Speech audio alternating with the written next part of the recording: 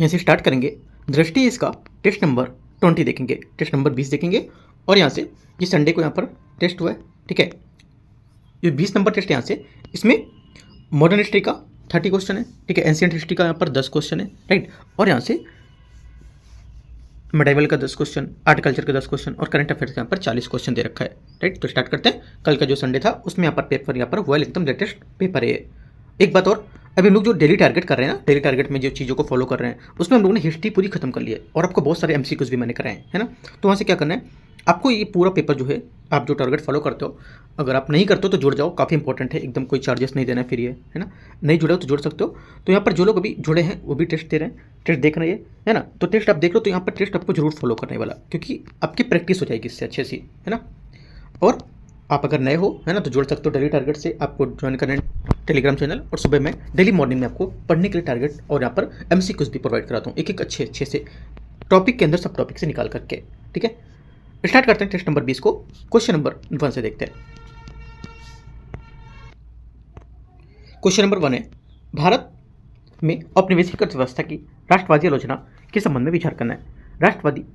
भारतीय राष्ट्रवादी विचारकों ने तर्क दिया कि भारत के धन का एक बड़ा हिस्सा ब्रिटिश अधिकारियों के वेतन और पेंशन का तथा लोक ऋण पर ब्याज के भुगतान के माध्यम से ब्रिटेन स्थानांतरित कर दिया गया था। पहली बात यहाँ से क्या होगी, पहला स्टेटमेंट यहाँ से करेक्ट है, क्योंकि यहाँ पर ये अंतरण जो था ये सामूहिक रूप से धन के जो अपवहन होते हैं उसके रूप में जो जाने के जो राष्ट्रवादी अर्थशास्त्री थे उन्होंने तर्क दिया था कि भारत की एक गरीबी का एक प्रमुख कारण यही है।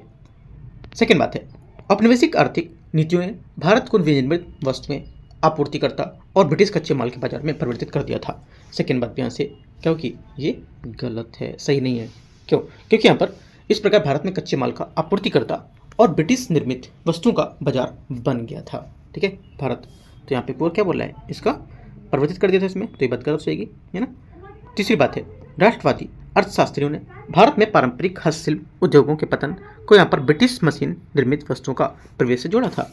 तीसरी बात यहाँ से ये करेक्ट होगी, क्योंकि इस प्रक्रिया में डी इंडस्ट्रियलाइजेशन के नाम दिया गया था, जिसमें भारत का पारंपरिक विनिर्माण आधार कमजोर था, ठीक है। और जबकि ब्रिटिश औद्योगिक जो उत्पाद थे वो वर्चस्व हो गए थे। एक और 3 यहाँ से करेक्ट होगा। आंसर क्या होगा, पहले का 1 और 3 बी यहाँ से सही आंसर है। क्वेश्चन 2 है, भारत में 1857 के विद्रोह के बाद हुए प्रशासनिक परिवर्तन के बारे में विचार करना है। भारत शासन अधिनियम 1858 ने ईस्ट इंडिया कंपनी के शासन को समाप्त कर दिया था तथा भारत का प्रशासन प्रत्यक्ष रूप से ब्रिटिश क्राउन के हस्ताक्षरित कर दिया गया था। पहली बात। दूसरे का पहला स्टेटमेंट यहाँ से क्या होगा, ये करेक्ट है एकदम। सेकेंड, वर्ष 1858 के बाद भारत सचिव secretary of state for India इसका पद सृजित किया गया था, जिसे एक परिषद द्वारा सहायता प्रदान की जाती थी ताकि वह ब्रिटेन से भारतीय प्रशासन पर नियंत्रण रख सकें। यह भी बात सही है, दोनों बात एकदम सही बता रहा है। 1857 की जो बात थी इसको लेकर के। क्वेश्चन नंबर 3 है, भारत में ब्रिटिश शासन के आर्थिक प्रभाव के संबंध में विचार करना है। औपनिवेशिक शासन के दौरान पारंपरिक हस्तशिल्प उद्योग के पतन के कई कारीगर को कृषि करने के लिए मजबूर कर दिया गया था, जिससे भू क्षेत्र पर दबाव बढ़ गया था। पहला। तीसरे का पहला स्टेटमेंट यहाँ से क्या होगा, ये करेक्ट है। सेकेंड बात है, औपनिवेशिक जो आर्थिक नीति थी इसने ग्रामीण आबादी की अकालों की प्रति बढ़ती जो सुभरता थी इसको और बढ़ा दिया था। सेकेंड बात भी यहाँ से करेक्ट होगी, क्योंकि यहाँ पर जो औपनिवेशिक आर्थिक नीति थी इसने ग्रामीण समाज की अकाल के प्रति अधिक असुरक्षित बना दिया था, सुरक्षित नहीं बनाया था, याद रखना है, ठीक है। और भारी राजस्व मांगों को जैसे कृषि के व्यवसायीकरण और उसके निर्यातोन्मुखी जो फसल थे उस पर जोर दिया था, और खाद्यान्नों की कमी का सामना करने को लेकर के ग्रामीण समुदाय को क्षमता को कमजोर कर दिया था, ठीक है। दोनों बातें सही है, आंसर सी। क्वेश्चन नंबर 4 है, भारत में ईस्ट इंडिया कंपनी द्वारा अपनाई गई रिंग फेंस की नीति थी, इसके बारे में विचार करना है। रिंग फेंस की नीति के तहत कंपनी को उन संबद्ध राज्यों की रक्षा के लिए सेना की तैनाती का खर्च वहन करना पड़ता था। चौथे का पहला स्टेटमेंट यहाँ से गलत है, क्योंकि रिंग फेंस की नीति का मुख्य उद्देश्य जो मूल उद्देश्य था मैत्रीपूर्ण पड़ोसी राज्यों से बफर जोन के रूप में बनाए रखकर कंपनी के क्षेत्रों की रक्षा करना था, और ये राज्य कंपनी के क्षेत्रों और अन्य भारतीय शक्तियों का जैसे संभावित प्रतिद्वंदी थे उसके बीच रक्षात्मक अवरोधक का काम करते थे। हालांकि इस व्यवस्था के तहत संबद्ध राज्यों को अपनी रक्षा के लिए तैनात सैनिकों के रखरखाव की लागत वहन करने की इच्छा की जाती थी।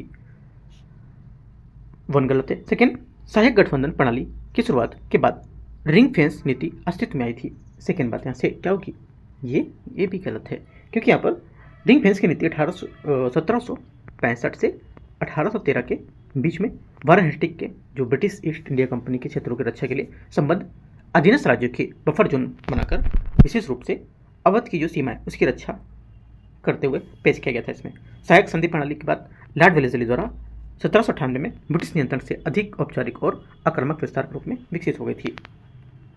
दोनों गलत है, आंसर डी। क्वेश्चन नंबर 5, 19वीं शताब्दी में 19 जो सेंचुरी थी उसके बारे में अफगानिस्तान के प्रति ब्रिटिश सीमांत नीति के संबंध में विचार करना है। कुशल आक्रामकता की नीति लॉर्ड लॉरेंस से संबद्ध थी और इसमें भारतीय सीमा से आगे आक्रामक विस्तार से बचने का सुझाव दिया गया था। पांचवें का पहला स्टेटमेंट यहाँ से एकदम सही है। सेकेंड बात बोले, अग्रगामी नीति मध्य एशिया में रूसी विस्तार का मुकाबला करने के लिए सीमा से परे ब्रिटिश राजनीति और सैन्य प्रभाव बढ़ाने की रणनीति को लेकर प्रतिनिधित्व करती थी। सेकेंड बात क्या होगी, सेकेंड बात भी यहाँ से इसकी करेक्ट होगी, क्योंकि यहाँ पर वर्ष 1836 में भारत के गवर्नर जनरल बने ऑकलैंड जो थे उसमें अग्रगामी नीति का समर्थन किया था और ये नीति अपेक्षाकृत आक्रामक नीति पर आधारित थी और इसके समर्थकों का मत था कि ब्रिटिश भारत को अपनी सीमा से आगे बढ़कर रणनीति और राजनीतिक सैन्य प्रभाव का विस्तार करना चाहिए। ठीक है, तो दोनों बातें यहाँ से करेक्ट हैं। आंसर क्या होगा, आंसर हो जाएगा आपका, दोनों करेक्ट है तो सी करेक्ट हो जाएगा पांचवे का। क्वेश्चन 6 आते हैं। 6 नंबर है, आंग्ल नेपाल युद्ध के बारे में विचार करना है। 1814 से 1816 के बीच जो था इसके परिणाम के संबंध में विचार करते हैं। आंग्ल नेपाल युद्ध के बाद हुई सुगौली की संधि के परिणाम स्वरूप नेपाल ईस्ट इंडिया कंपनी को कई क्षेत्र में सौंप दिए गए थे और काठमांडू में एक ब्रिटिश रेजिडेंट स्वीकार कर लिया था। छठे का पहला स्टेटमेंट यहाँ से सही होगा। नेपाल आंग्ल युद्ध के परिणाम स्वरूप ईस्ट इंडिया कंपनी ने नेपाल के संभावित सैन्य प्रतिरोध को रोकने के लिए ब्रिटिश भारतीय सेना गोरखा सैनिकों की भर्ती समाप्त कर दी थी। सेकेंड बात गलत है, क्योंकि यहाँ पर युद्ध के परिणाम गोरखा भर्ती समाप्त नहीं हुई थी, इसके बजाय ब्रिटिश गोरखा सैनिकों को जो सैन्य क्षमता थी उनको पहचाना गया था और युद्ध में उनके बाद ब्रिटिश सेनाओं को भर्ती करना शुरू कर दिया गया था और गोरखा जो रेजिमेंट थे बाद में औपनिवेशिक सैन्य ढांचे को लेकर के एक महत्वपूर्ण घटक बन गई थी। ठीक है, पहला सही है, दूसरा गलत होगा। आंसर सही पूछा है। क्वेश्चन 7 है, आंग्ल सिख युद्ध और पंजाब के विलय के संबंध में विचार करना है। पहली बात है, प्रथम आंग्ल सिख युद्ध के बाद वर्ष 1849 में इसके पूर्ण विलय से पहले तक सिख साम्राज्य ब्रिटिश प्रभाव से पूर्णतः स्वतंत्र रहा था। पहली बात यहाँ से 7वें का गलत है। क्यों गलत है, देखो क्वेश्चन इसलिए गलत है पहला स्टेटमेंट यहाँ पे, क्योंकि प्रथम आंग्ल सिख युद्ध था ये 1845 से 46 के बीच था। इसके बाद सिख राज पूर्णतः स्वतंत्र नहीं रहा था और ब्रिटिश विजय के बाद लाहौर की संधि जो 1846 में हुई थी इसने सिख राज पर कई प्रतिबंध लगा दिए थे और ब्रिटिश अधिकारियों की उपस्थिति और कुछ राजनीतिक एवं सैन्य व्यवस्थाओं पर नियंत्रण सहित ब्रिटिश प्रभाव को काफ़ी वृद्धि कर दी थी। इस प्रकार यद्यपि सिख साम्राज्य थे वो औपचारिक रूप से क्या होते थे, कुछ वर्षों तक अस्तित्व में रहते थे, लेकिन जो बाद के वर्षों में 1849 तक इनकी अंतिम विलय तक के पूर्ण स्वतंत्रता के बजाय मजबूत ब्रिटिश निगरानी और प्रभाव के तहत संचालित हो गए थे। ठीक है, द्वितीय आंग्ल सिख युद्ध के बाद पंजाब के विलय नियंत्रण को भारत के उत्तर पश्चिम सीमा तक विस्तारित किया गया था। ये बात यहाँ से सही है, क्योंकि यहाँ पर इसको उत्तर पश्चिम सीमा तक विस्तारित किया गया था बाद में। दोनों बातें सही है। आंसर क्या होगा, आंसर हो जाएगा 7वें का करेक्ट आंसर यहाँ से केवल 2 करेक्ट है ना, बी। आगे आते हैं, क्वेश्चन नंबर 8 देखते हैं।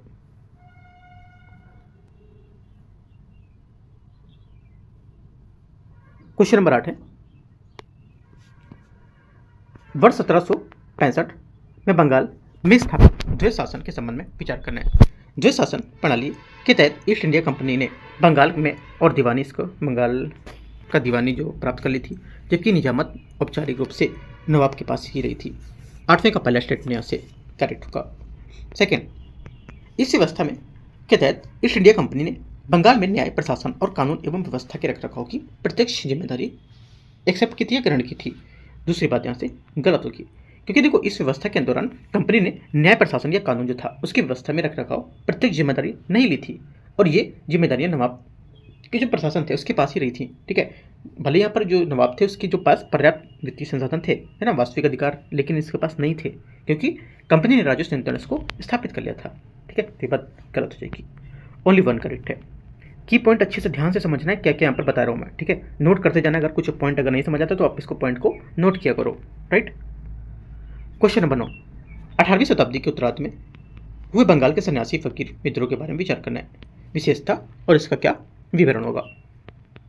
तत्कालिक कारण क्या है, देखो इसमें तत्कालिक कारण होगा, जो पहला स्टेटमेंट है, ये ईस्ट इंडिया कंपनी द्वारा सन्यासियों और फकीरों के आवागमन गतिविधियों पर प्रतिबंध लगाए गए थे। सही बात है। सामाजिक इनका आधार क्या था, देखो इनका जो सामाजिक आधार था, ये आंदोलन केवल धार्मिक साधुओं की तरह सीमित नहीं थे, जबकि इसमें किसान, कारीगर, व्यवस्थापित जमींदार के साथ साथ सन्यासी फकीर भी शामिल थे इसमें, ठीक है, सही है। परिणाम इसका क्या हुआ था, इसका जो परिणाम था, ये कई दशकों के बीच जारी रहा था और कुछ क्षेत्रों में कंपनी के अधिकार लिए चुनौती देता रहा था, लेकिन इससे विद्रोही नेताओं ने सभी जो स्वतंत्र क्षेत्रीय राज्य की स्थापना नहीं की थी। ये बात गलत हो जाएगी, ठीक है, और ये विद्रोह स्थानीयकृत प्रतिरोध बना रहा था, अंततः कंपनी द्वारा इसे दबा दिया गया था, है ना। तो 1, 2 करेक्ट होगा और तीसरा गलत हो जाएगा। आंसर क्या होगा, बी। क्वेश्चन नंबर 10, निम्नलिखित पर विचार करना है। 1857 के विद्रोह के केंद्र को लेकर के देखते हैं। इसमें बोले विद्रोह का केंद्र और संबद्ध करता, इसमें कौन नेतृत्व करता थे इसके। 10वें का पहला कानपुर नाना साहेब, है ना, कानपुर का विद्रोह नेतृत्व नाना साहब ने किया था, पहली बात यहाँ से करेक्ट है। लखनऊ बेगम हजरत महल, ये भी बात करेक्ट है। बिहार कुंवर सिंह, ये भी बात करेक्ट है। बरेली खान बहादुर खान, ये भी बात सही है। सभी बात यहाँ से सही है। आंसर क्या होगा, डी यहाँ से करेक्ट आंसर है। क्वेश्चन नंबर 11, 19वीं शताब्दी के दौरान भारत में सामाजिक सुधार आंदोलन के संबंध में विचार करना है। सामाजिक सुधार आंदोलन, धार्मिक सुधार आंदोलन का उद्देश्य आधुनिक शिक्षा, तर्कवादी विचार और ईसाई मिशनरियों द्वारा भारतीय समाज की आलोचना से प्रभावित था। पहली बात 11वें का पहला स्टेटमेंट यहाँ से करेक्ट होगा। सेकेंड, पारंपरिक धार्मिक ग्रंथों की रूपरेखा के भीतर परिवर्तन की मांग करने वाले सुधार आंदोलन में आमतौर पर पश्चिमी शिक्षा में आधुनिक विचारों को अस्वीकार किया गया था। सेकेंड बात यहाँ से ये गलत होगी, क्योंकि जो पारंपरिक धार्मिक ग्रंथों की रूपरेखा के भीतर परिवर्तन की मांग करने वाले सुधार आंदोलन ने पश्चिमी शिक्षा या आधुनिक विचारों को अस्वीकार नहीं किया था। अनेक सुधारकों ने धार्मिक और ग्रंथों की जो पुनर्व्याख्या थी उसको करते समय जो सामाजिक उनकी कुरीतियाँ होती थीं उनका क्या करते थे, उन्मूलन करते थे और आधुनिक बौद्धिक जो उपागम थे उसको विचार का उपयोग करते थे, ठीक है। तो ये बात गलत हो जाएगी। आंसर क्या होगा, ओनली 1 करेक्ट है। क्वेश्चन 12, बाल हत्या प्रतिबंधक गृह जिसे विधवा स्त्रियों को आश्रय प्रदान करने तथा कन्या शिशु हत्या को रोकने के उद्देश्य से स्थापित किया गया था। किसके द्वारा स्थापित किया गया था ये स्थापित किया गया था 12वें का ए यहाँ से आंसर होगा सावित्रीबाई फुले। सावित्रीबाई फुले और जो ज्योतिबा फुले थे, उन्होंने 19वीं शताब्दी के भारत में सामाजिक सुधार के अग्रदूत मानते थे, जिन्होंने महिलाओं और निम्न जातियों के जो लोग थे, समाज के जो अनुत्पीड़ित वर्ग थे, ठीक है, उनके उत्थान के लिए काफ़ी ज़्यादा व्यापक काम किए थे और उनका सुधार कार्यक्रम सामाजिक सक्रियता, शिक्षा तथा संस्थागत पहलों को समन्वय पर आधारित था, जिसका उद्देश्य जाति आधारित जो पदानुक्रम थे उनकी लैंगिक असमानता को चुनौती देना था, ठीक है, इंपॉर्टेंट बात है। क्वेश्चन 13 मद्रास प्रेसिडेंसी में गैर ब्राह्मण समुदाय के हितों के प्रतिनिधित्व करने वाली जस्टिस पार्टी को मूल रूप से किस नाम से जानते थे। आंसर हो जाएगा 13 का, इसको जानते थे साउथ इंडियन लिबरल फेडरेशन, ठीक है, करेक्ट आंसर होगा। क्या होगा, साउथ इंडियन लिबरल फेडरेशन इसका करेक्ट आंसर होगा 13 का, ठीक है। आगे आते क्वेश्चन 14, 14 नंबर है। भारतीय राष्ट्रीय कांग्रेस की स्थापना से पूर्व भारत में गठित राजनीतिक संघ थे उसके बारे में विचार करना है। संगठन और इसके संबद्ध नेतृत्वकर्ता कौन कौन है। 14 का पहला यहाँ से भारतीय संघ सुरेंद्रनाथ बनर्जी, पहली बात यहाँ से क्या होगी, ये करेक्ट है। पूना सार्वजनिक सभा MG रानाडे, है ना, ये भी बात क्या हो जाएगी, ये भी बात सही है गलत है, सोचो, सही है। मद्रास महाजन सभा, ये बात करेक्ट है, G सुब्रमण्यम अय्यर। और चौथी बात है Bombay presidency association WC Banerjee, ये बात गलत है, क्योंकि बॉम्बे प्रेसिडेंसी एसोसिएशन जिसका गठन 1885 में, ठीक है, 1885 में हुआ था और फिरोज शाह मेहता के और KT तेलंग और बदरुद्दीन त्यागी जैसे नेताओं ने इनमें संबद्ध थे, ठीक है। चौथी बात यहाँ से गलत हो जाएगी। आंसर क्या होगा, 1, 2, 3 करेक्ट है, बी। यहाँ से 15 नंबर क्वेश्चन है। 15 नंबर, स्वदेशी और बहिष्कार आंदोलन 1905 से 8 के बीच में जो था उससे विचार करना है। विदेशी वस्त्रों का बहिष्कार और स्वदेशी आंदोलन, स्वदेशी जो उद्योग थे उसका प्रोत्साहन करना था। ठीक है, पहला क्या होगा, 15 का पहला स्टेटमेंट यहाँ से ये करेक्ट है। सेकेंड, राष्ट्रीय शिक्षा संस्थान का संगठन। ठीक है, सेकेंड बात भी क्या होगी, सेकेंड बात यहाँ से ये भी करेक्ट है। तीसरा, औपनिवेशिक न्यायालय में बाहर के विवादों से निपटान हेतु मध्यस्थता न्यायालयों का गठन, ये भी करेक्ट होगा।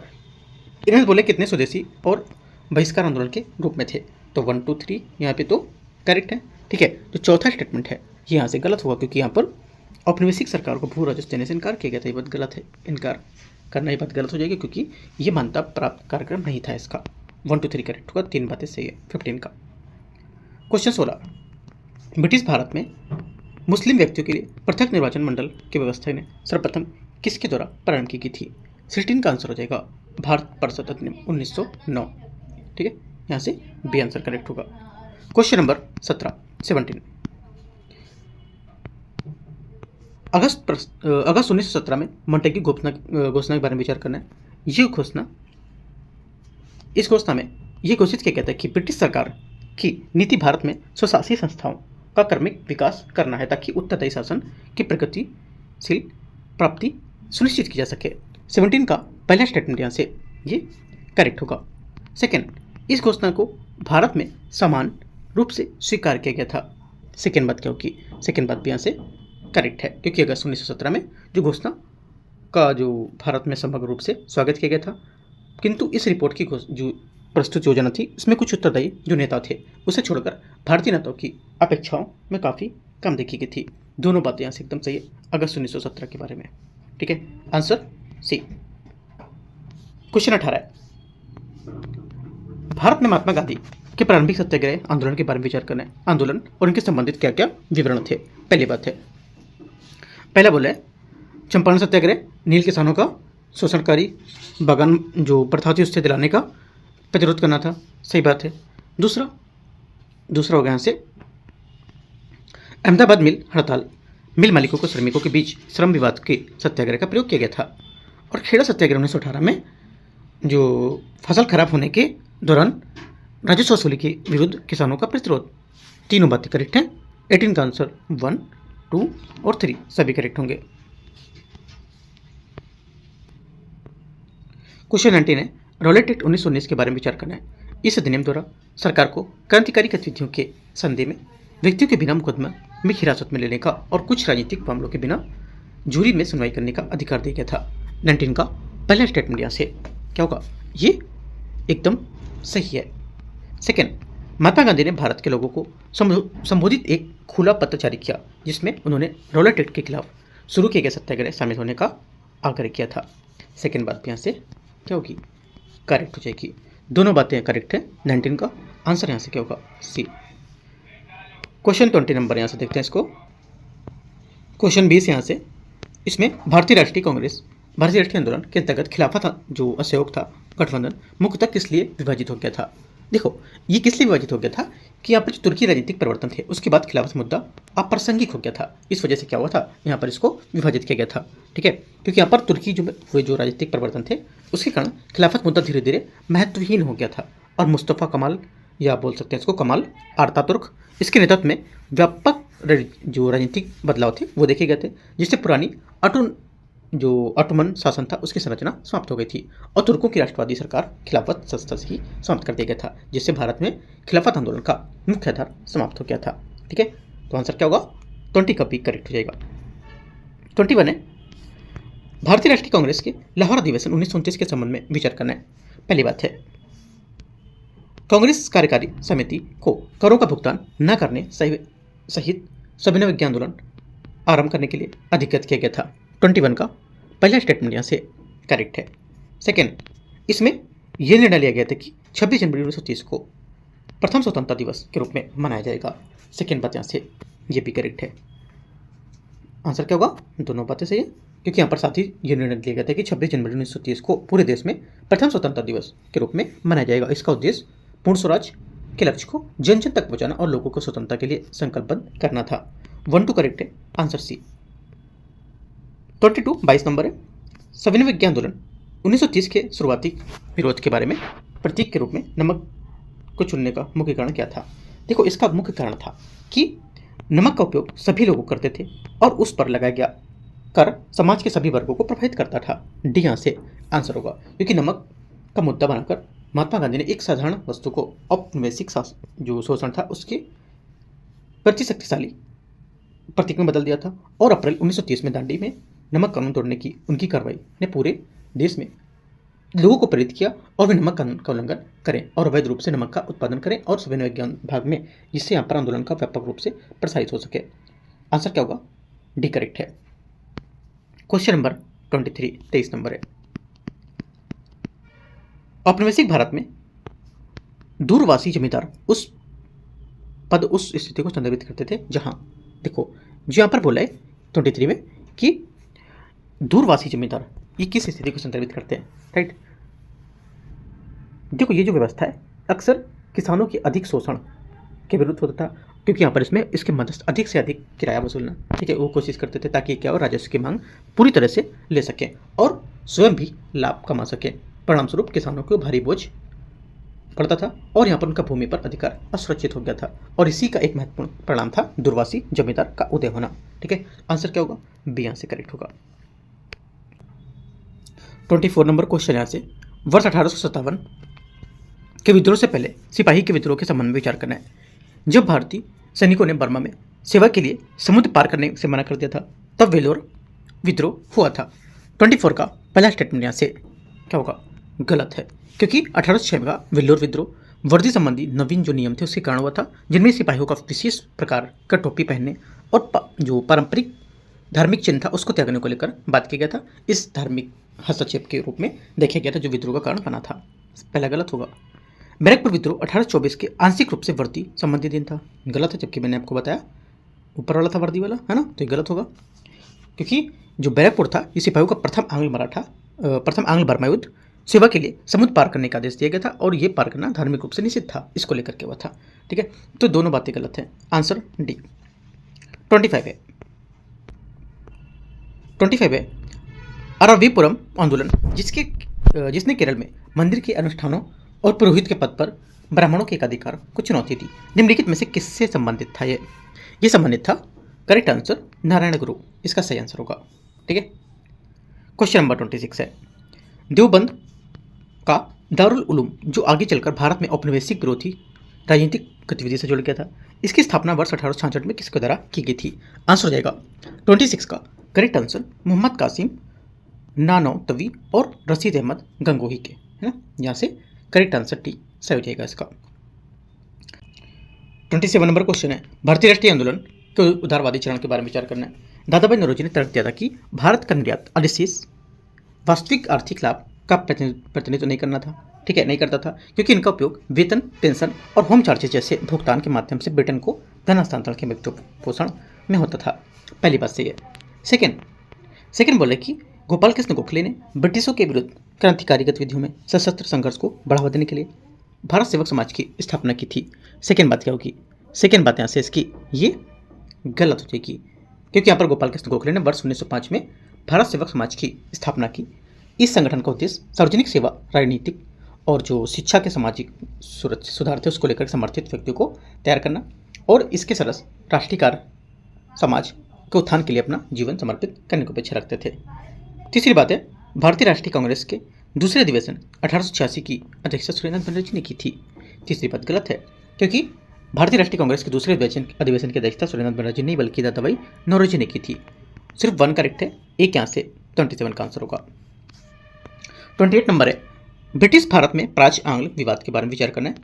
General committee of public interactions 1823 में प्रारंभ में प्राच्यवादियों की वर्चस्व में थी, जो पारंपरिक शिक्षा को बढ़ावा देने के पक्षधर में थे। पहली बात 28 का ऐसे करेक्ट है। सेकेंड बात, लॉर्ड मैकाले के मिनट ऑफ एजुकेशन में यह तर्क दिया गया था कि उपलब्ध सरकारी निधि का उपयोग अंग्रेजी माध्यम से यूरोपीय साहित्य और विज्ञान के प्रसार के लिए किया जाना चाहिए। सेकेंड बात यहाँ से यह भी करेक्ट होगी। तीसरी बात है, लॉर्ड विलियम बेंटिंग ने इस 1835 के अंतिम निर्णय लेते हुए आंग्लवादी दृष्टिकोण को स्वीकार किया और निर्देश दिया कि सरकारी संसाधन अंग्रेजी शिक्षा पर केंद्रित किए जाएंगे। ये भी बात करेक्ट है। तीनों बातें सही है। 28 का आंसर क्या होगा? यहाँ से 1 2 3 डी। 29 नंबर है, अखिल भारतीय किसान सभा, जो आगे चलकर भारत में किसान आंदोलन का एक महत्वपूर्ण संगठन बन गई थी, इसकी स्थापना वर्ष 1936 में कहाँ हुई थी? 29 का आंसर हो जाएगा लखनऊ। करेक्ट आंसर ए यहाँ से सही होगा। इस संगठन की स्थापना कृषि संबंधी जो मुद्दे थे, जैसे अत्याधुनिक कृषि, भूमि राजस्व, जमींदार का दमनकारी व्यवहार, ठीक है, अवैध उपकर और भूमि स्वामित्व की अनिश्चितता को बढ़ते लेकर के राजनीतिकरण को दर्शाती थी। क्वेश्चन 30 है, इसमें बोला कि क्रिप्स मिशन के संबंध में विचार करना है। क्रिप्स प्रस्ताव में द्वितीय विश्व युद्ध के बाद भारत के लिए एक नया संविधान बनाने हेतु एक संविधान सभा के गठन की परिकल्पना की गई थी। 30 का पहला स्टेटमेंट यहाँ से करेक्ट है। सेकंड, प्रस्ताव में किसी भी प्रांत को जो नया संविधान स्वीकार करने को तैयार ना हो, वो अपनी वर्तमान से जो संवैधानिक स्थिति थी वो बनाए रखने के लिए अलग संघ बनाने की अनुमति दी गई थी। ये भी बात यहाँ से करेक्ट होगी। तीसरा है, जो क्रिप्स प्रस्ताव था, इसके अंतर्गत संविधान सभा के सदस्यों का निर्वाचन पूर्णतः वयस्क मताधिकार के आधार पर प्रत्यक्ष चुनाव द्वारा किया जाना था। ये बात गलत है, क्योंकि यहाँ पर हालांकि जो प्रस्तावित संविधान सभा के सदस्य थे उसका निर्वाचन वयस्क मताधिकार के आधार पर प्रत्यक्ष चुनाव नहीं होना था। इसकी वजह उनके चुनाव में प्रांतीय विधानसभा द्वारा किए जाने थे, जबकि देशी रियासत अपने प्रतिनिधियों के लिए नामित करने का अधिकार दिया गया था। सिर्फ 1 और 2 यहाँ से क्या होगा, इसका करेक्ट आंसर होगा 30 नंबर का। 31 नंबर है, इसमें बोले दिल्ली सल्तनत के संबंध में विचार करना है। संस्था और कार्य प्राधिकार।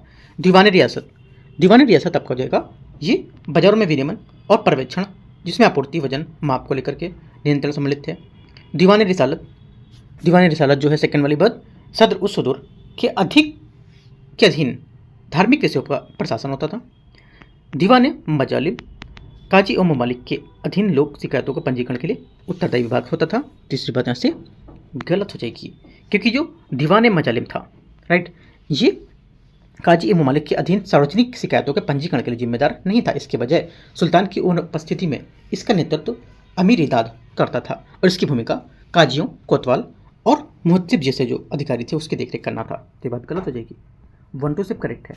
आंसर 31 का बी यहाँ से 2 बातें सही है। 32 नंबर है, दिल्ली सल्तनत के दौरान जियाउद्दीन बर्नी के राजनीतिक चिंतन में जवाबिद शब्द का तात्पर्य क्या था?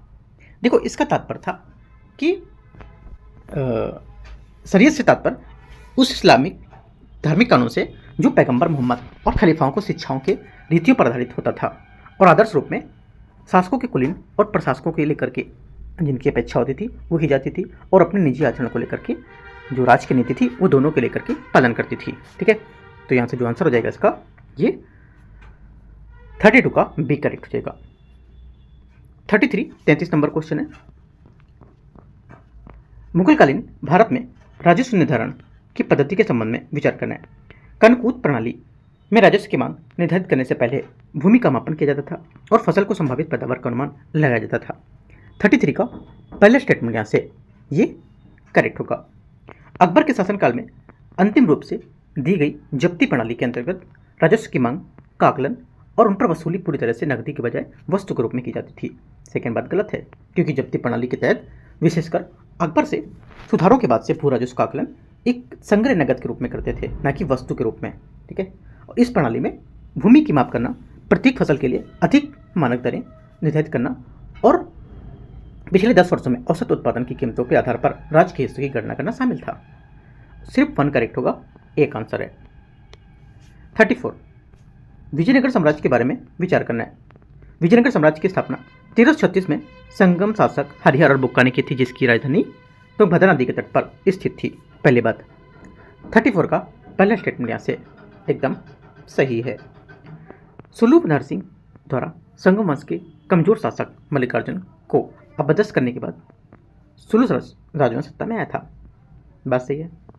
तुलु वंश जिसमें कृष्णदेव राय से संबंधित थे, वे वीर नरसिंह द्वारा सत्ता पर कब्जा करने के बाद सुलभ वंश का उत्तराधिकारी बना था।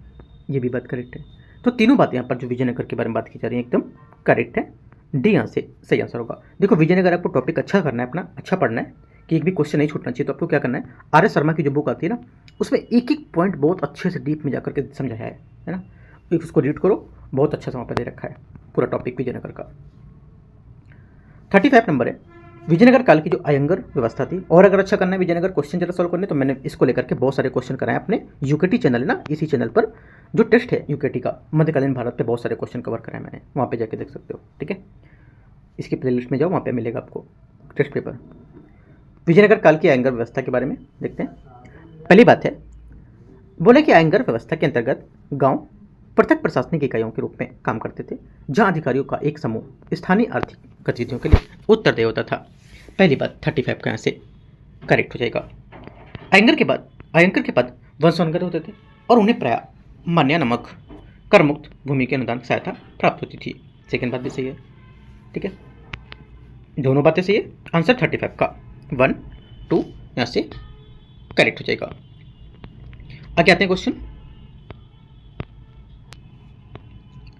36 नंबर है, निम्नलिखित पर विचार करना है। बहमनी प्रशासन में पद और इनकी कार्यस्थिति क्या थी, देखते हैं। पहला, वकील मुतलक योग हो जाएगा क्या? राज्य का बोला कि प्रधानमंत्री, पहली बात यहाँ से सही है। बारबक सुल्तान का निजी सचिव होता था, ये भी बात क्या है, करेक्ट है। हासी बे खास किले का सेनानायक होता था, ये बात गलत है, क्योंकि हासी बे खास दरबार का प्रमुख होता था, जो दरबार के प्रोटोकॉल और सुल्तान तक पहुंच को नियंत्रित करता था, और किले के सेनानायक किलादार के नाम से जानते थे। 1 2 सब करेक्ट होगा, दो बातें। 37 है, भक्ति आंदोलन के संबंध में विचार करना है। भक्ति आंदोलन ने ईश्वर के प्रति व्यक्तिगत भक्ति पर बल दिया और पर्याय मोक्ष प्राप्ति के लिए जटिल कर्मकांडों का अस्वीकार किया था। 37 का पहला करेक्ट हो जाएगा। ठीक है, सेकेंड बात है, भक्ति संत समंता हिंदू धर्म की शास्त्रीय धार्मिक परंपराओं को संरक्षित करने के लिए संस्कृत में अपने उपदेश देते थे। सेकेंड बात गलत है, क्योंकि भक्ति संत समानता संस्कृत में उपदेश नहीं देते थे, इसकी बजाय वे जानबूझकर समान जन भाषाओं का उपयोग करते थे ताकि उनका संदेश दूर दूर तक लोगों तक पहुंच सके, उनकी जो धार्मिक भाषाएं है ना, उनकी जो रीजनल भाषाएं उस तक में। ठीक है, सिर्फ एक करेक्ट होगा। 38 है, ये चीज अशोक ने भी किया था, ऐसा है ना। 38 है, निम्नलिखित पर विचार करना है। सूफी सिलसिला और विशेषता। पहली बात, चिश्ती सिलसिला। देखो, चिश्ती सिलसिला जो होता है ये मानवता की सेवा, आतिथ्य और सभी धर्मों के लोगों को आध्यात्मिक मार्गदर्शन पर जोर देता है, बात करेक्ट है। सुहरावर्दी सिलसिला क्या होता है, ये समाज की सेवाएं प्रदान करने के लिए धन का संचय करना स्वीकार माना जाता है इसमें। सेकेंड बात भी यहाँ से करेक्ट है। और भारत में जो बाहुद्दीन जकारिया ने से जुड़ा था सुहरावर्दी सिलसिला भी, ये भी याद रखना है, छोटा सा की पॉइंट। अगला है नक्शबंदी सिलसिला। ये क्या होगा, देखो नक्शबंदी सिलसिला जो है ये बाहुद्दीन नक्शबंद द्वारा स्थापित नक्शबंदी सिलसिला अपने रूढ़िवादी और शुद्धतावादी दृष्टिकोण के लिए जाना जाता था और इस्लामिक रूढ़िवादिता का कड़ाई से पालन करने को लेकर। तीनों बातें सही है। 38 का आंसर 1 2 और 3 सभी सी करेक्ट आंसर हो जाएगा। आगे आते हैं 39 नंबर क्वेश्चन देखते हैं। 39 नंबर क्वेश्चन है, अलाउद्दीन खिलजी के अधीन दिल्ली सल्तनत के विस्तार से संबंधित निम्नलिखित घटनाओं का कालक्रम के अनुसार व्यवस्थित करना है। पहला बोला है 39 में कि मालवा का विजय, रणथंभौर की घेराबंदी विजय, चित्तौड़ का विजय और सिवाना का अधिग्रहण। तो जो आंसर हो जाएगा 2 3 1 4 इसका आंसर होगा। ठीक है, मैं बता देता हूँ कौन कौन सा, ये आप लिख लो। देखो यहाँ पे जो चित्तौड़ का विजय 1303, ठीक है ये लिख लो। उसके बाद मालवा का विजय 1305, ठीक है। उसके बाद आपका हो जाएगा सिवाना पर अधिग्रहण 1309, और कौन सा बचा, और आपका बचा है अभी रणथंभौर पर विजय ना 1300 से 1301 जो सबसे पहले था। तो आंसर ये करेक्ट हो जाएगा 39 का। अपने अकॉर्डिंग मैच कर लो, मैंने आपको यहाँ पे बता दी कब कब है। 40 नंबर है, दिल्ली सल्तनत के दौरान नीतियों किसी नीति के संबंध में विचार करना है। फिरोज शाह तुगलक ने भू राजस्व के निर्धारण के लिए आधिकारिक रूप से निर्धारित उपज, वफा ए फरमानी और आधिकारिक रूप से निर्धारित कीमतें निर्क ए फरमानी को शुरुआत की थी। 40 का पहला स्टेटमेंट यहाँ से क्या होगा, ये गलत है, क्योंकि मोहम्मद बिन तुगलक के शासनकाल के दौरान भू राजस्व का निर्धारण वफा ए जो फरमानी था और निर्क ए फरमानी इस पर आधारित जो सरकारी तौर पर निर्धारित कीमत पर आधारित था, और ये आंकड़े वास्तविक उपज का उस समय प्रचलित बाजारों की कीमतों पर आधारित नहीं थे, गलत हो जाएगा। मोहम्मद बिन तुगलक ने घरी और चटाई जैसे कई कृषि करों को समाप्त कर दिया था, लेकिन उन क्षेत्रों में सिंचाई कर हक ए सरब लागू किया जहां पे नहरों का निर्माण किया गया था। सेकेंड बात यहाँ से ये भी गलत है, क्योंकि फिरोज शाह तुगलक यहाँ पर होगा, है ना, मोहम्मद बिन तुगलक नहीं होगा। दोनों बातें गलत है।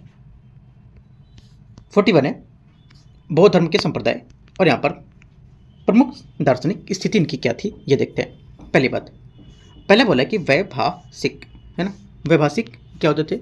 देखो वैभाषिक जो है ये बाह्य वस्तुओं के प्रत्यक्ष बोध का समर्थन करते थे और धर्मों को परम रूप से सत्य स्वीकार करते थे। सैद्धांतिक, सैद्धांतिक जो होंगे ये क्या है? ये जो हीनयान बौद्ध धर्म से संबंधित थे और अपनी ज्ञान मीमांसा और वैभाषिक से भिन्न होते थे। तीसरा, योगाचार, योगाचार जो होते थे ये महायान बौद्ध धर्म से जुड़े होते थे। ये मानते थे कि केवल चेतना ही परम सत्य होता है और बाह्य वस्तुओं को असत्य मानते थे। ठीक है, तो ये बात गलत हो जाएगी। 1 2 सिर्फ करेक्ट है। आंसर 41 का 1 और 2 सही हो जाएगा, 2 बातें। क्वेश्चन नंबर 42 है 42, फिर से 7वां का क्वेश्चन आया। 7वां शासकों के अधीन प्रशासकों के बारे में या प्रशासन के बारे में विचार करना है। मंत्रियों की नियुक्ति सीधे राजा द्वारा की जाती थी और मंत्री का पद वंशानुगत नहीं होता था। 42 का पहला स्टेटमेंट यहाँ से करेक्ट है। सातवाहन शासकों ने ब्राह्मणों या बौद्ध संघों को ग्राम राजस्व दान देने की प्रथा शुरू की थी, जिसे बाद में गुप्तों के अधीन समाप्त कर दिया गया था। सेकेंड बात गलत है, क्योंकि सातवाहन शासकों ने पहली शताब्दी में गांवों के राजस्व को ब्राह्मणों बौद्ध को दान देने की प्रथा शुरू की थी। हालांकि गुप्तों के शासनकाल में इस प्रथा को समाप्त नहीं किया गया था, बल्कि गुप्त काल के दौरान ये और अधिक व्यापक हो गई थी, फैल गई थी, है ना। भूमि अनुदान अभिलेख ताम्रपत्रों या कपड़ों पर लिखे जाते थे और फिर उन पर प्राप्तकर्ताओं को सौंपे जाते थे, जिसे वह अनुदान मिलता था। तीसरी बात करेक्ट है। 1 और 3 सही है, आंसर यहाँ से सी करेक्ट होगा। 43 है, रुद्रदामन के जूनागढ़ अभिलेख के बारे में विचार करना है। इसमें सुदर्शन झील के जीर्णोद्धार का उल्लेख है, जिसका निर्माण मूल रूप से चंद्रगुप्त मौर्य के शासनकाल के दौरान मौर्य प्रांतीय राज्यपाल वैश्य पुष्यगुप्त, जो पुष्यगुप्त शुंग उसने करवाया था। पहला क्या होगा? 43 का पहला स्टेटमेंट यहाँ से ये करेक्ट है। सेकंड, रुद्रदामन ने सातवाहन शासक सतकर्णी की 2 बार पराजित किया था, किंतु पारिवारिक संबंध के कारण उससे नहीं हटा सका था या पदच्युत नहीं कर सका था। तो यहाँ से दोनों बातें सही है, दोनों एकदम करेक्ट है। सी यहाँ से क्या होगा? रुद्रदामन जूनागढ़ के अभिलेख को लेकर के दोनों स्टेटमेंट करेक्ट है। 44 है, निम्नलिखित युग्मों पर विचार करना है। अभिलेख और उल्लिखित इनके जानकारी कौन कौन सी थी, देखते हैं 44 को। पहला बोला है रबातक अभिलेख। रबातक अभिलेख, इसमें कनिष्क के प्रथम को बागो की उपाधि के संबोधित किया गया था, जिसका अर्थ होता है स्वयं ईश्वर। ठीक है, पहली बात यहाँ से करेक्ट है। धनदेव का अयोध्या का अभिलेख, सेकेंड बात यहाँ से गलत होगी, क्योंकि यहाँ पर धनदेव अयोध्या का अभिलेख में शुंग शासक पुष्यमित्र शुंग का उल्लेख है, उसे 2 अश्वमेध करने का श्रेय दिया जाता है। ये बात गलत है, होड़ों के साथ युद्ध बता रहा है। एरण अभिलेख पुष्यमित्र शुंग के 2 अश्वमेध गलत है, क्योंकि मैंने ऊपर बताई थी बात आपको, ये है ना। तो एरण अभिलेख में होता है जो भानुगुप्त था ना, इसमें आपका हो जाएगा भानुगुप्त के नेतृत्व वाली गुप्त सेनाओं को हूणों के बीच एक युद्ध का वर्णन करता है। ठीक है, इसका यहाँ पे आंसर होगा, इसका यहाँ पे होगा, तो दोनों गलत है। सिर्फ एक करेक्ट है, 44 का करेक्ट आंसर ए यहाँ से सही होगा। 45 है, प्रारंभिक तमिल साहित्य के संबंध में विचार करना है। सिलप्पदिकारम जैन दार्शनिक विचारों से जुड़ा है, जबकि मणिमेखला पर बौद्ध धार्मिक विचारों का महत्वपूर्ण प्रभाव दिखाई देता है। 45 का पहला स्टेटमेंट करेक्ट है। शिलप्पादिकारम और मणिमेखला दोनों की रचना संगम काल में शास्त्रीय संगम साहित्य के एक भाग के रूप में की गई थी। सेकेंड बात यहाँ से ये गलत होगा, क्योंकि ये दोनों महाकाव्य संगम साहित्य का हिस्सा नहीं है। इसकी रचना संगम काल के बाद उस समय हुई थी जब तमिलनाडु में जैन और बौद्ध धर्म काफी प्रभाव देखे गए थे। ओनली 1 करेक्ट है। 46 है, प्रारंभिक वैदिक राज्य व्यवस्था में निम्नलिखित में से कौन सा अधिकारी था जो चारागाह की एक विशाल भूमि पर अपना अधिकार रखता था और युद्ध में कबीलों के मुखियों का नेतृत्व करता था? आंसर हो जाएगा 46 का बी, वज्रपति। ठीक है, क्वेश्चन नंबर 47 है, मौर्यकालीन प्रशासनिक अधिकारियों के संबंध में विचार करना है। समाहर्ता मौर्य साम्राज्य के मुख्य राजस्व संग्राहक था और वे पर नियंत्रण रखता था। 47 का पहला स्टेटमेंट यहाँ से करेक्ट है। सन्निधाता राजकोष और भंडार का प्रभारी होता था, अधिकारी होता था। सेकेंड बात भी करेक्ट होगा। अध्यक्ष प्रशासनिक विभागों के प्रमुख के रूप में कार्य करता था और लिपिकों को लेखाकार गुप्तचर की सहायता करता था। तीसरी बात यहाँ से ये भी करेक्ट है। 1 2 3 सभी मौर्यकालीन प्रशासनिक जो बातें तीनों करेक्ट हैं। 48 है, पल्लव शासकों द्वारा किए गए हिरण्यगर्भ, तुलाभार और गुहस्त्र अनुष्ठान मुख्य रूप से किससे संबंधित थे? ये संबंधित थे राजनीतिक सत्ता को वैधता प्रदान करने को लेकर के। ठीक है। 49 है प्रारंभिक जैन धार्मिक ग्रंथ जो अर्धमागधी प्राकृत में लिखे गए थे, इनका संकलन 6ठी शताब्दी ईसा पूर्व निम्नलिखित में से किस स्थान पर किया गया था? आंसर हो जाएगा 49 का करेक्ट आंसर वल्लभी इसका सही आंसर है। ठीक है। क्वेश्चन नंबर 50 है 50 नंबर। इसे बोले कि गुप्त साम्राज्य का वह प्रशासनिक विभाग जिसे ऊपरी के अधिकार क्षेत्र में रखा गया था क्या कहलाता था? आंसर हो जाएगा 50 का करेक्ट आंसर ये कहलाता था भुक्ति, है ना। क्या कहलाता था? भुक्ति, विषय, स्थानीय इकाई। ये एक पदानुक्रम प्रणाली थी जो गुप्त शासकों के प्रशासनिक विकेंद्रीकरण को बनाए रखने के लिए एक बड़े क्षेत्र की अनुमति देती थी। 51 है अशोक के स्तंभ के संबंध में विचार करना है। अशोक स्तंभ समानता एकाश्म स्तंभ दंड और एक शीर्षक और एक पट्टिका से मिलकर बना होता है। 51 का पहला स्टेटमेंट यहाँ से क्या होगा? ये करेक्ट है। अशोक स्तंभ समानता महल भवनों से जुड़े होते थे जो अचमेनिदी स्तंभों के समान थे। सेकंड गलत होगा क्योंकि अशोक के स्तंभ स्मारक जो थे वो इसके रूप में स्थापित किए गए थे जिन्हें प्राय महत्वपूर्ण स्थानों पर रखा जाता और उनके विपरीत अमोचिंत स्तंभ महल या राज भवनों से जुड़े होते थे। ये बात गलत होगी। सारनाथ स्तंभ शीर्ष में पट्टिका, सिंह, बैल, हाथी और अश्व जैसे पशुओं की मूर्ति होती थी। तीसरी बात करेक्ट है। सारनाथ स्तंभ शीर्ष के चार शेरों को भारत के राष्ट्रीय प्रतीकात्मक रूप से अपनाया गया था। चौथी बात भी सही है। तो 1, 3, 4 सही है, मतलब यहाँ से 3 बातें 51 की करेक्ट होंगी, है ना। 51 का 3 बातें करेक्ट है। 1, 2, 3 मतलब 1 और 3 और 4। दूसरी बात गलत थी तो सी यहाँ से आंसर होगा। ठीक है। तो आज हम लोग यहाँ से 51 ही क्वेश्चन करेंगे, बाकी जो 52 से बचेंगे ना, 52 से 100 तक क्वेश्चन हम लोग पार्ट 2 में कवर करेंगे। ठीक है। एक बात, जितने भी यहाँ पर टॉपिक आपने देखे, जितने भी टॉपिक यहाँ पर आए क्वेश्चन में, वो टॉपिक आपको जाकर डीप में अच्छे से कवर करना है कि एक भी क्वेश्चन अगर टॉपिक से पूछा जाए तो छूटे नहीं। ठीक है, याद रखना है। और इसको करने के लिए आप डेली टारगेट को फॉलो करो, वहाँ पे मैं करा चुका हूँ। एक सब्जेक्ट के अच्छे अच्छे की पॉइंट निकाल करके टॉपिक से अंदर सब टॉपिक के अंदर उसके बाद क्वेश्चन, ठीक है, वो मैंने आपको कराए हैं डेली टारगेट में। तो डेली टारगेट से जुड़ सकते हो, बहुत इंपॉर्टेंट है। डेली सुबह 9 बजे कराते हैं, है ना। आज भी सुबह मैंने आपको 9 बजे टॉपिक दिए इकोनॉमिक के, तो भी कवर कर सकते हो। और उसका MCQs भी कराते हैं, जो भी टॉपिक आपको देते हैं, है ना। एंड करते हैं इसको। All the best, thank you.